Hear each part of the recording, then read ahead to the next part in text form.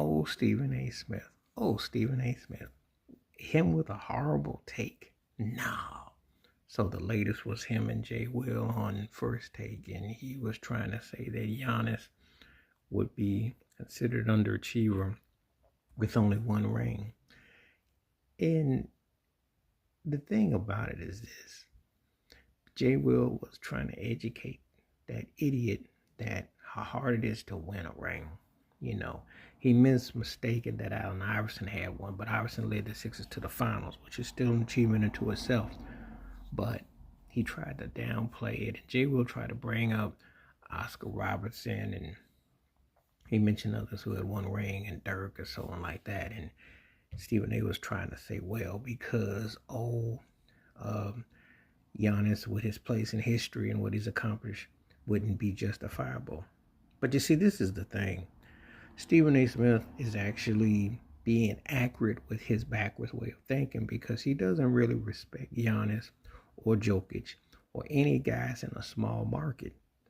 Now, let them play for the Lakers or Boston or New York or Chicago or Miami or Houston or someone that was big.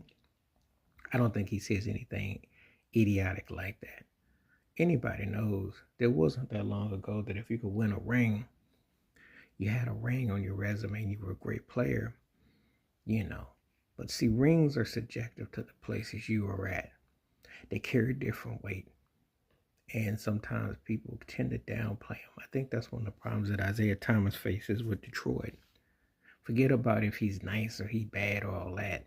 Where you win him at, people tend to act funny with you. It's kind of like Tim Duncan with the Spurs.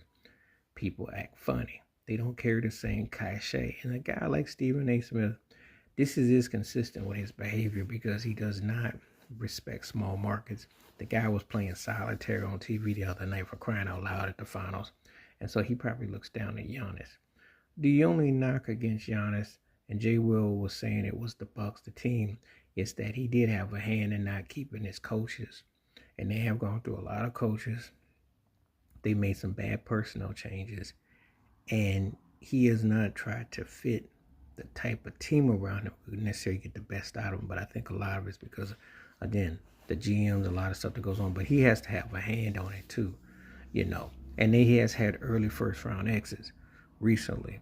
And teams are not exactly fearing him. They like to play him because the Pacers didn't have a problem playing him. And the Heat beat him like that too. So that's been, if you want to hold that. But you can't say that the guy ain't had a top-tier career. You can't say that he's not one of the 25 or so greatest players that ever played.